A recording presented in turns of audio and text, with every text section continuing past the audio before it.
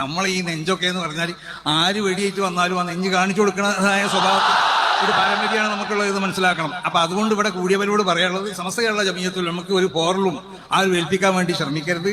സമസ്ത കേരള ജമിയത്തുൽമയെ ശക്തിപ്പെടുത്തണം, അതിനെ സ്നേഹിക്കണം, അതിനെ ബഹുമാനിക്കണം. വഴങ്ങിയെന്നോ അല്ലെങ്കിൽ കുഴങ്ങിയെന്നുള്ള വാർത്തകൾ കൊടുത്തുകൊണ്ട് ഈ പ്രസ്ഥാനത്തിനെ അതിന്റെ ശക്തി നശിപ്പിക്കാൻ ഏതെങ്കിലും ചാനലുകൾ ശ്രമിക്കുന്നുണ്ടെങ്കിൽ ആ ചാനലുകളെ ഒറ്റപ്പെടുത്താൻ സമസ്ത കേരള ജമിയത്തുൽമയുടെ അനുയായികൾ ശ്രമിക്കുന്നുള്ള കാര്യത്തിൽ യാതൊരു സംശയമില്ല എന്ന് എല്ലാവരോടും പ്രത്യേകമായി കൊണ്ട് ഉണർത്തിക്കൊണ്ടിട്ട്, ബഹുമാനമുള്ളവരെ, ഒരു പരിപാടി നമ്മൾ നിശ്ചയിക്കപ്പെടുമ്പോൾ അത് എനിക്ക് പ്രത്യേക സമയങ്ങളും ഒക്കെ വളരെ ശാസ്ത്രീയമായിട്ട് ഇവിടെ ചെയ്യപ്പെട്ടുകൊണ്ട് തീരുമാനിക്കപ്പെട്ടതാണ് ഈ പ്രോഗ്രാം.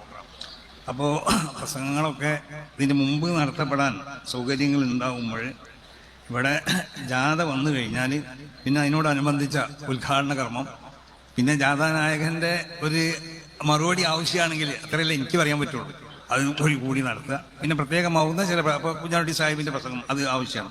അങ്ങനെ മറ്റുള്ള ഇവിടുത്തെ നമ്മളെ ബന്ധപ്പെട്ട നമ്മുടെ ഈ 3 പ്രഭാഷണങ്ങളും അതിന് മുമ്പ് നടത്താമായിരുന്നു. കാരണം ഇവിടെ 2 മണി 2:15 ഇനി ഊറ് സ്കരിക്കണം, അല്ലെങ്കിൽ ഇനി ഊറ് ജാഥ അംഗങ്ങൾക്ക് അത് ജമ്മാക്കാൻ നോക്കുക, എന്നാലും ഭക്ഷണം കഴിക്കണം, 4 മണിക്ക് മണ്ണാർക്കാട് എത്തുമ്പോൾ. അപ്പം ഏതായാലും ഞാൻ അധികം നീട്ടിയൊന്നും പറയണില്ല, ഞാനൊരു വാക്ക് മാത്രം പറഞ്ഞുകൊണ്ട് അവസാനിപ്പിക്കുകയാണ്. ഇത്തത്തില്ല ഐസുബാക്കുംത്, എവിടെയാണെങ്കിലും നമ്മൾ തഖ്വയുള്ളവരാവണം. വഖാലിഖിന്നാസ മിൻ ഖുലുഖിൽ ഹസൻ, ജനങ്ങളോട് നല്ല നിലക്കുള്ള പെരുമാറ്റമാണ് നമുക്കുണ്ടാവേണ്ടത്. ഇത് നബി സല്ലല്ലാഹു അലൈഹി വസല്ലമ തങ്ങളുടെ ഒരു വാക്കാണ്. അപ്പോൾ ആ നിലക്ക് നമ്മൾ എവിടെയാണെങ്കിലും നമ്മൾ തഖ്വയുള്ളവരാവുക, ജനങ്ങളോട് നല്ല സ്വഭാവത്തിലുള്ള പെരുമാറ്റമാവണമെന്നുണ്ടെങ്കിൽ ആ സ്വഭാവങ്ങൾ റസൂൽ സല്ലല്ലാഹു അലൈഹി വസല്ലമ തങ്ങളിൽ നിന്നിട്ട് ലഭിക്കപ്പെട്ട സ്വഭാവങ്ങളാവണം എന്നാണ്. അത് പ്രത്യേകമാവുന്ന ഒരു നൂറാണ്. ആ നൂറിൽ നിന്നിട്ട് ലഭിക്കപ്പെട്ട സ്വഭാവങ്ങളാവണം. അതിന് മാത്രമേ ഇപ്പം നമ്മൾ നല്ല സ്വഭാവങ്ങൾ എന്ന് മനസ്സിലാക്കുന്ന പല സ്വഭാവങ്ങൾ നമ്മളിലുണ്ടെങ്കിലും അത് നബി സല്ലല്ലാഹു അലൈഹി വസല്ലമ തങ്ങളിൽ നിന്ന്, കാരണം അല്ലാഹു സുബ്ഹാനഹു വ തആല നബി സല്ലല്ലാഹു അലൈഹി വസല്ലമ തങ്ങളിലേക്ക് അവതരിപ്പിച്ച ആ സ്വഭാവം അനുസരിച്ചുകൊണ്ടാവണം നമ്മൾ നോക്കേണ്ടത്. അപ്പം നമ്മൾ എപ്പോഴും ചെയ്യേണ്ടത് വളരെ സന്തോഷകരമായ ഒരു അവസ്ഥയാണ്. നമുക്ക് എല്ലാവരും കൂടിക്കൊണ്ടിട്ട് ആരും ഭിന്നിച്ച് നിൽക്കാതെ എല്ലാ നിലക്കും വളരെ സന്തോഷത്തോടു കൂടിയുള്ള ഒരു സംഘമാണ് ഇവിടെ നമ്മൾ സംഘടിപ്പിച്ചിട്ടുള്ളത്. പക്ഷേ വാർത്താ മാധ്യമങ്ങളോട് പ്രത്യേകമായി പറയാനുള്ളത്, സമസ്ത കേരള ജമിയത്തുൽ ഉലമ എന്നുള്ളത് ഒരു വലിയൊരു സംഘടനയാണ്. വ്യക്തികൾക്ക് മാന്യത ഉണ്ടാവും, അവർക്കും ചില ഇറവുകളൊക്കെ ഉണ്ടാവും, അതുപോലെ സംഘടനകൾക്കുണ്ടാവും. അപ്പം സമസ്ത കേരള ജമിയത്തുൽ ഉലമയെ ഇകഴ്ത്തുന്ന നിലക്കുള്ളതായ ഏതെങ്കിലും വാർത്തകൾ, ഞാൻ ഇന്ന് രാവിലെ ഒരു പിന്നെ ചാനലിൻ്റെ ഒരു പ്രധാനപ്പെട്ട ചാനൽ, ആ ചാനലിൻ്റെ പ്രത്യേക അതിൻ്റെ ഉത്തരവാദിത്തപ്പെട്ട ആളോട് ശകാരിച്ചു രാവിലെ. കാരണം സമസ്ത കേരള ജമിയത്തുൽ ഉലമ വഴങ്ങി എന്നൊക്കെ പറഞ്ഞാൽ ഇവിടെ ആരെങ്കിലും വെടിയേറ്റ് വന്നീന, ആരെങ്കിലും തോക്കേറ്റ് വന്നീന, അങ്ങനത്തെ ഒന്നും ഇവിടെ ഉണ്ടായിട്ടില്ല. വളരെ സൗഹൃദമായ നിലക്ക് നമ്മൾ എല്ലാവരും ഒന്നിച്ചു നിന്ന് പ്രവർത്തിക്കുക എന്നുള്ള നിലക്കുള്ള ഒരു തീരുമാനത്തിലെത്തി. ആ നിലക്ക് നമ്മൾ നല്ല ഒരു വിട്ടുവീഴ്ച 2 ഭാഗം എല്ലാവരും കൂടി ചെയ്തപ്പോൾ സമസ്ത കേരള ജമിയത്തുൽ ഉലമ വഴങ്ങിയാണ്. ഈ സമസ്ത ആരാണ് ഈ വാർത്ത കൊടുക്കണമെന്നാണ് ഞാൻ എന്നോട് ചോദിച്ചത്. ഞാനതിന് മറുപടി ഇവിടുന്ന് പറയുന്നു, അതിൻ്റെ അടിസ്ഥാനത്തിൽ പറയണം. സമസ്ത കേരള ജമിയത്തുൽ ഉലമ വഴങ്ങി, അല്ലെങ്കിൽ നമ്മൾ ഈ നെഞ്ചൊക്കെ എന്ന് പറഞ്ഞാൽ ആര് വെടിയേറ്റ് വന്നാലും ആ നെഞ്ച് കാണിച്ചു കൊടുക്കുന്നതായ സ്വഭാവത്തിൽ ഒരു പാരമ്പര്യമാണ് നമുക്കുള്ളത്, ഇത് മനസ്സിലാക്കണം. അപ്പൊ അതുകൊണ്ട് ഇവിടെ കൂടിയവരോട് പറയാനുള്ളത്, സമസ്ത കേരള ജമിയത്തുൽ നമുക്ക് ഒരു പോറലും ആരും ഏൽപ്പിക്കാൻ വേണ്ടി ശ്രമിക്കരുത്. സമസ്ത കേരള ജമിയത്തുൽമയെ ശക്തിപ്പെടുത്തണം, അതിനെ സ്നേഹിക്കണം, അതിനെ ബഹുമാനിക്കണം. വഴങ്ങിയെന്നോ അല്ലെങ്കിൽ കുഴങ്ങിയെന്നുള്ള വാർത്തകൾ കൊടുത്തുകൊണ്ട് ഈ പ്രസ്ഥാനത്തിനെ അതിന്റെ ശക്തി നശിപ്പിക്കാൻ ഏതെങ്കിലും ചാനലുകൾ ശ്രമിക്കുന്നുണ്ടെങ്കിൽ ആ ചാനലുകളെ ഒറ്റപ്പെടുത്താൻ സമസ്ത കേരള ജമിയത്തുൽമയുടെ അനുയായികൾ ശ്രമിക്കുന്നുള്ള കാര്യത്തിൽ യാതൊരു സംശയമില്ല എന്ന് എല്ലാവരോടും പ്രത്യേകമായി കൊണ്ട് ഉണർത്തിക്കൊണ്ടിട്ട് ഈ നൽകിയതായ സ്വീകരണത്തിലേക്ക്, ഈ രാജകീയമായ സ്വീകരണത്തിലേക്ക് നന്ദി എന്നുള്ള വാക്കിൽ അവസാനിപ്പിക്കാതെ അല്ലാഹു സുബ്ഹാനഹു വ തആല ഇതിന് സാലിഹായ അമലായി കൊണ്ട് കബൂൽ ചെയ്യട്ടെ. നമുക്കൊക്കെയുള്ള ഹസനാത്തിന്റെ ആ രേഖയിൽ ഇതിനെ അല്ലാഹു രേഖപ്പെടുത്തി തരട്ടെ. നമ്മളോട് ബന്ധപ്പെട്ട എല്ലാ മേഖലയിലും ഇതിനുവേണ്ടി പ്രവർത്തിച്ചവർക്കും, ഭക്ഷണം നൽകിയവർക്കും, വെള്ളം നൽകിയവർക്കും, അവരോട് ബന്ധപ്പെട്ടവർക്കൊക്കെ എല്ലാ നിലക്കുള്ള ഖൈറിനും ബർക്കത്തിനൊക്കെ അല്ലാഹു പ്രദാനം ചെയ്യട്ടെ. രോഗമുള്ളവരെ രോഗം അല്ലാഹു ശിഫിയാക്കി കൊടുക്കട്ടെ. മരണപ്പെട്ടവരുടെ ഖബർ അല്ലാഹു സുഖാനായി കൊടുക്കട്ടെ. നമ്മളെല്ലാവരും ഇതിൽ പ്രധാനപ്പെട്ടതായ നമ്മുടെ മഹാന്മാർക്ക് വേണ്ടിയിട്ട് ഇവിടെ പറഞ്ഞല്ലോ, ബഹുമാനപ്പെട്ട ഉമർ അലി തങ്ങളുടെ ജന്മദിനമായിരുന്നു മിഞ്ഞാന്ന്. ഞാൻ അവിടുന്ന് ഒരു ഫാത്തിഹ ഓതി അവർക്ക് വേണ്ടി ദുആ ചെയ്യുകയാണ് എൻ്റെ പ്രസംഗത്തിൽ ആദ്യത്തെ ചെയ്തിട്ടുള്ളത്.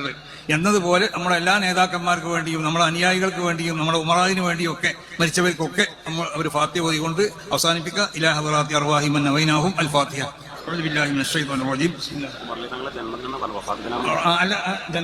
ജന്മദിനാണ് അത് ഞാൻ വഫാത്ത് കേട്ടോ. ഒരു ബഹുമാനപ്പെട്ട ഒരു ഒന്നല്ല, വഫാത്ത് ദിനം 2 ദിവസം മുമ്പ് ഇരുന്നതാണ്. ഞാൻ ആലപ്പുഴ വെച്ചിട്ട് ആലപ്പുഴ വെച്ചിട്ട് ബഹുമാനപ്പെട്ട സയ്യിദുൽ ഉലമ നമ്മുടെ മനസ്സും കണ്ണും ഇങ്ങനെ നിറച്ചുകൊണ്ടിരിക്കുകയാണ്, അല്ലേ?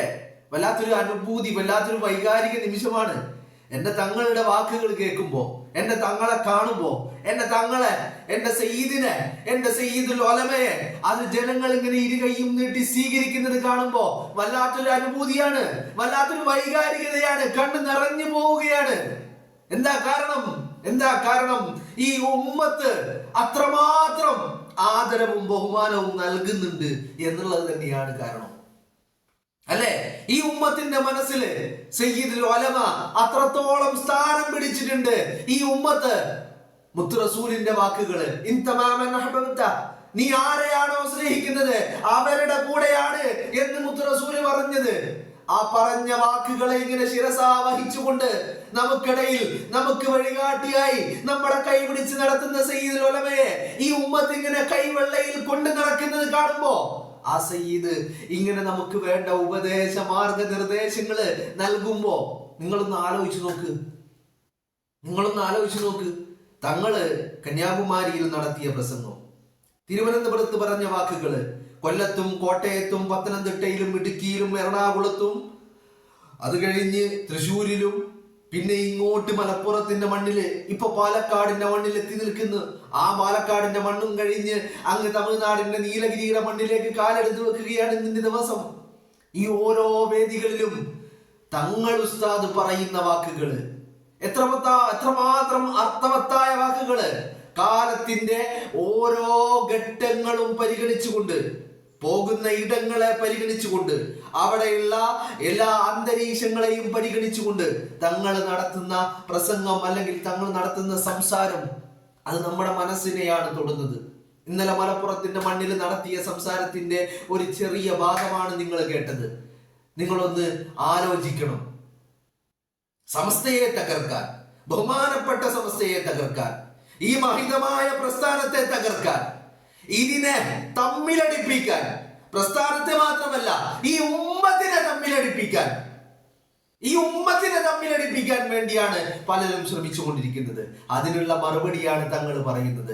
ആ മറുപടി പറയാതെ മുന്നോട്ട് പോകുക എന്ന് പറയുന്നത് സാധ്യമല്ല എന്നുള്ളത് പറയേണ്ടിടത്ത്, പറയേണ്ട സാഹചര്യത്തില്, പറയേണ്ട സമയത്ത്, പറയേണ്ട സ്ഥലത്ത്, പറയേണ്ട വേദിയിൽ വെച്ച് പറയണം എന്നുള്ളത് കൊണ്ട് തന്നെയാണ് മലപ്പുറത്തിന്റെ മണ്ണിനെ അങ്ങനെ ഒരു വേദിയായി തങ്ങൾ തെരഞ്ഞെടുത്തത്. അല്ലെന്ന് നിങ്ങൾക്ക് തോന്നുന്നുണ്ടോ? കോട്ടയത്ത് നടത്തിയ പ്രസംഗമല്ല മലപ്പുറത്ത് നടത്തിയത്, എറണാകുളത്ത് നടത്തിയ പ്രസംഗമല്ല ആലപ്പുഴയിൽ തങ്ങൾ ഉസ്താദ് നടത്തിയത്. അങ്ങനെ ഓരോ മണ്ണിനും ആ മണ്ണിന്റെ ആവശ്യകത മനസ്സിലാക്കിക്കൊണ്ട് തിരിച്ചറിഞ്ഞുകൊണ്ടുള്ള വാക്കുകള്, അളന്ന് മുറിച്ചുള്ള വാക്കുകള്, മഹാന്മാരെയും മുൻഗാമികളെയും കൈവിടാതെ ചേർത്ത് നിർത്തിക്കൊണ്ടുള്ള ഈ യാത്ര ആരൊക്കെ കുഴങ്ങിയാലും വഴങ്ങിയാലും എന്നൊക്കെ വാർത്തകൾ കൊടുത്താലും തലക്കെട്ടുകൾ കൊടുത്താലും PR വർക്കുകളും പേഡ് ന്യൂസുകളും പടച്ചു വിട്ടാലും നിങ്ങളൊന്ന് മനസ്സിലാക്കിക്കോ, നിങ്ങളുടെ PR ന്യൂസുകളുടെയും നിങ്ങളുടെ തലക്കെട്ടുകൾക്കും മീതെയാണ് ഇതിന്റെ മുൻഗാമികളുടെ സച്ചരിതരായ മുൻഗാമികളുടെ പാത, ആദർശ വിശുദ്ധി എന്നുള്ളത്, പാരമ്പര്യം എന്നുള്ളത് നിങ്ങളുടെ തലക്കെട്ടുകളെ കവച്ചു വെക്കുന്നതാണെന്ന് നിങ്ങൾ മനസ്സിലാക്കിക്കോ. അല്ലേ? നിങ്ങളൊന്ന് ആലോചിച്ച് നോക്ക്. വഴങ്ങി കുഴങ്ങി എന്താണ് വാർത്ത? എന്താണ് അടിസ്ഥാനം? ഉമ്മത്താണോ പ്രധാനം? തങ്ങൾ പറഞ്ഞില്ലേ, അവിടെ ഈ ഉമ്മത്തിന് വേണ്ടി നിലകൊള്ളുകയാണ്. ആ ഉമ്മത്തിനെ തമ്മിലടിപ്പിക്കുവാനുള്ള ഒരു പ്രവണതക്കും ഒരു ഏർപ്പാടിനും സമസ്ത വഴിവെച്ച് നൽകൂല. ഐക്യം, ആ കെട്ടുറപ്പോട് കൂടി ഒന്നിച്ചു കൊണ്ടുപോകാൻ വേണ്ടിയാണ് സമസ്ത ഈ പാടുപെടുന്നത്. ദീനിനെ വളർത്താനാണ്, ദീനിനെ നിലനിർത്താനാണ്. അത് നിങ്ങൾ മനസ്സിലാക്കുക. നിങ്ങൾക്കല്ലെങ്കിൽ എന്ത് ദീനല്ലേ? ഞാൻ കേരളത്തിലെ മാപ്രകളെയാ പറയുന്നത്. ഞാൻ നിങ്ങളെന്ന് പറയുമ്പോ ഈ കേരളത്തിലെ മാപ്രകളെ, മാധ്യമ പ്രവർത്തകരെ ഉദ്ദേശിച്ചാണ് പറയുന്നത്. അവർക്കെന്ത്, ഈ കേരളത്തിലെ മാധ്യമ പ്രവർത്തകർക്ക് എന്ത് ദീന്, എന്ത് സച്ചരിതര്, എന്ത് മുൻഗാമികള്, എന്ത് ആദർശം? ഒന്നുമില്ലല്ലോ. ഉണ്ടോ? എവിടെയെങ്കിലും നിങ്ങൾ കണ്ടിട്ടുണ്ടോ? നിലപാടുകൾ കണ്ടിട്ടുണ്ടോ? എല്ലാ നിലപാടുകളും നട്ടല് വളഞ്ഞവന്റെ നിലപാടുകളെയല്ലേ നിങ്ങൾ കണ്ടിട്ടുള്ളൂ. നട്ടല് നേരെ നിൽക്കുന്നവന്റെ നിലപാട്, അതാണ് ഈ നിലപാടെന്ന് പറയുന്നത്. നട്ടല്ലിന് ബലമുള്ള നിലപാടാണ്, ആദർശ വിശുദ്ധിയുള്ള നിലപാടാണ്, വിശ്വാസിയുടെ നിലപാടാണ്. ആ നിലപാടിനൊപ്പം എത്താന് ഈ മാധ്യമങ്ങൾക്ക് സാധിക്കുമോ എന്ന് ചോദിച്ചാൽ ഒരിക്കലും സാധിക്കില്ല എന്നുള്ളതാണ് അതിന്റെ യാഥാർത്ഥ്യം എന്ന് പറയുന്നത്. അല്ലേ? നിങ്ങളൊന്ന് ആലോചിച്ച് നോക്ക്. ഈ ഉമ്മത്തിനെ തമ്മിലടിപ്പിക്കാനല്ലേ ഇവരൊക്കെ പണിയെടുത്തത്? ഈ ഉമ്മത്തിനെ ചിത്രതയുണ്ടാക്കാൻ വേണ്ടിയല്ലേ ഇവരൊക്കെ പണിയെടുത്തത്? അല്ലേ? നിങ്ങളൊന്ന് ആലോചിക്ക്. അങ്ങനെയല്ലേ കാര്യങ്ങള്? അവിടെ ആർജവമുള്ള നിലപാടുകള്, എന്റെ സയ്യിദ് ഉസ്താദ്, എന്റെ സയ്യിദുൽ ഉലമ, അങ്ങനെയല്ലേ നമ്മളൊക്കെ കരുതുന്നത്? എന്റത് ഒന്ന് കാണാൻ, ആ കൈയൊന്ന് തൊടാൻ, അവരുടെ വിരലിൽ പിടിച്ച് ഇനിയുള്ള ജീവിതകാലം മുന്നോട്ട് യാത്ര ചെയ്യാൻ നമ്മളൊക്കെ ആഗ്രഹിക്കുന്നില്ലേ? അല്ലേ? അതല്ലേ നമ്മൾ കണ്ടുകൊണ്ടിരിക്കുന്നത്. ഇത്രയും വലിയ ജനാരവം തടിച്ചു കൂടിയിട്ട് എന്റെ സയ്യിദുൽ ഉലമയെ ഇരുകൈയും നീട്ടി സ്വീകരിക്കുന്നത് കാണുമ്പോ അവിടെ നമുക്ക് പങ്കെടുക്കാൻ കഴിയുന്നില്ലെങ്കിൽ, ആ വേദിയിൽ നമുക്ക് എത്താൻ കഴിയുന്നില്ലെങ്കിൽ നമ്മൾ ഇതൊക്കെ വീക്ഷിച്ചു കൊണ്ടിരിക്കുകയല്ലേ? ഓരോന്നും എന്തേ വൈകുന്നത് എന്നാണ് നമ്മൾ ആലോചിക്കുന്നത്. ഇന്നലെ ഇപ്പോ മലപ്പുറത്തെ ഈ സ്വീകരണം കഴിഞ്ഞിട്ട് അതിന്റെ തങ്ങൾ ഉസ്താദിന്റെ ആ ഒരു പ്രസംഗം, സയ്യിദുൽ ഉലമയുടെ വാക്കുകള്, അത് കേൾക്കാൻ വേണ്ടി ആ മലപ്പുറത്തിന്റെ മണ്ണിൽ ഇല്ലാത്ത നമ്മള് ഇങ്ങനെ വെയിറ്റ് ചെയ്തിരിക്കുകയാണ്. എന്താണ് അത് മാത്രം വരാത്തത്? എന്താണ് അത് പുറത്തേക്ക് വരാത്തത്? എന്താണ് അത് സോഷ്യൽ മീഡിയയിൽ അപ്ലോഡ് ചെയ്യാത്തത് എന്ന് നോക്കിയിരിക്കുകയല്ലേ നമ്മള്? കാരണം ആ വാക്കുകൾക്ക് അത്രമാത്രം സ്ഥാനം നമ്മൾ കൽപ്പിക്കുന്നുണ്ട്, ഇല്ലേ? അത്രമാത്രം സ്ഥാനം നമ്മൾ കൽപ്പിക്കുന്നുണ്ട്. ആ വാക്കുകൾ തങ്ങൾ എന്താണ് പറഞ്ഞത്, സയ്യിദുൽ ഉലമ എന്താണ് പറഞ്ഞത്, അത് നമുക്കറിയണം. ഈ ഉമ്മത്തിനോട് എന്താണ് നിർദ്ദേശങ്ങൾ നൽകുന്നത്, അത് നമുക്കറിയണം. അപ്പോ ആ വാക്കുകൾക്ക് വേണ്ടി നമ്മൾ കാത്തിരിക്കുകയാണ്. ഇവിടെ വിമർശിക്കുന്നവർക്ക് ഒരു കാര്യം മനസ്സിലാക്കാം, അല്ലെങ്കിൽ അവർ മനസ്സിലാക്കേണ്ട ഒരു കാര്യം എന്ന് പറയുന്നത്, നിങ്ങൾ കാണാത്ത, നിങ്ങളുടെ ക്യാമറ കണ്ണുകളിൽ കാണാൻ കഴിയാത്ത, നിങ്ങളുടെ നഗ്നനേത്രങ്ങൾ കൊണ്ട് നിങ്ങൾക്ക് കാണാൻ സാധിക്കാത്ത പലരും സച്ചരിതരായ മുൻഗാമികൾ. അതില് പാണക്കാട്ട് PMS പൂക്കോയ തങ്ങളുണ്ട്, പാണക്കാട്ട് സയ്യിദ് മുഹമ്മദ് അലി ശിഹാബ് തങ്ങളുണ്ട്, പാണക്കാട്ട് സയ്യിദ് ഉമർ അലി ശിഹാബ് തങ്ങളുണ്ട്, പാണക്കാട്ട് ആറ്റപ്പൂ സയ്യിദ് ഹൈദർ അലി ശിഹാബ് തങ്ങളുണ്ട്. ആ ആറ്റപ്പൂവിന്റെ പേര് പറയുമ്പോ നെഞ്ചൊന്ന് പിടക്കും. കാരണം എന്താ? ആ ആറ്റപ്പൂവാണ് ഈ മഹാപ്രസ്ഥാനത്തിന്റെ 100ാം വാർഷികം പ്രഖ്യാപിക്കുന്നത്. പക്ഷേ ആ 100ാം വാർഷികം പ്രഖ്യാപിച്ച ആറ്റപ്പൂ ആ 100ാം വാർഷികത്തിൽ പങ്കെടുക്കാൻ നമ്മോടൊപ്പം ഇല്ല എന്നുള്ള ഒരു വേദന. ആ ആറ്റപ്പൂവിന്റെ പേര് പറയുമ്പോ വല്ലാത്തൊരു നെഞ്ചു പടച്ചിലാണ്, ചങ്കിടിക്കുകയാണ്. ആറ്റപ്പൂവിന്റെ കൂടെ മഹാനായ ശൈഖുനാ ശംസുൽ ഉലമയുണ്ട്, മഹാനായ റഈസുൽ മുഹഖഖീൻ കണ്ണിയത്ത് ഉസ്താദുണ്ട്, സയ്യിദ് വരക്കൽ മുല്ലക്കോയ തങ്ങളുണ്ട്. അങ്ങനെ സച്ചരിതരായ ഈ പ്രസ്ഥാനത്തെ കൈപിടിച്ച് നടത്തിയ, ഈ പ്രസ്ഥാനത്തിന് വേണ്ടി ചോരയും നീരും നൽകിയ ഒരുപാട് സച്ചരിതരായ മുൻഗാമികളുണ്ട്. നമുക്കിന്നും ആവേശത്തോടു കൂടി ചങ്കിടറിക്കൊണ്ട് കണ്ണു നിറഞ്ഞുകൊണ്ട് നമ്മൾ അവരുടെ പേരുകൾ പറയുമ്പോ നമ്മൾ അഭിമാനത്തോടു കൂടി ഉച്ചത്തോടെ ഇനിയും ഉറക്കെ നമ്മൾ വിളിച്ചു പറയുന്നുണ്ട്, ഇവരാണ് ഞങ്ങളുടെ മുൻഗാമികളെന്ന്. പലർക്കും അത് സാധിക്കുന്നില്ല. അതാണ് സമസ്തയും മറ്റുള്ളവരും തമ്മിലുള്ള വ്യത്യാസം എന്ന് പറയുന്നത്. അവരുടെ പിതാക്കന്മാരെ അവർക്ക് അവരുടെ പിതാക്കന്മാരുടെ പേര് പോലും ഉച്ചത്തിൽ പറയാൻ കഴിയുന്നില്ല. പക്ഷേ സമസ്ത എന്ന മഹിതമായ ഈ പ്രസ്ഥാനം, ഈ ഉമ്മത്തിന് വേണ്ടി നിലകൊണ്ട പ്രസ്ഥാനം, സമസ്ത ഉണ്ടായത് കൊണ്ട് മാത്രം ദീൻ എന്താണെന്ന് അറിഞ്ഞത് നമ്മള്, സമസ്ത ഉണ്ടായത് കൊണ്ട് മാത്രം അല്ലേ?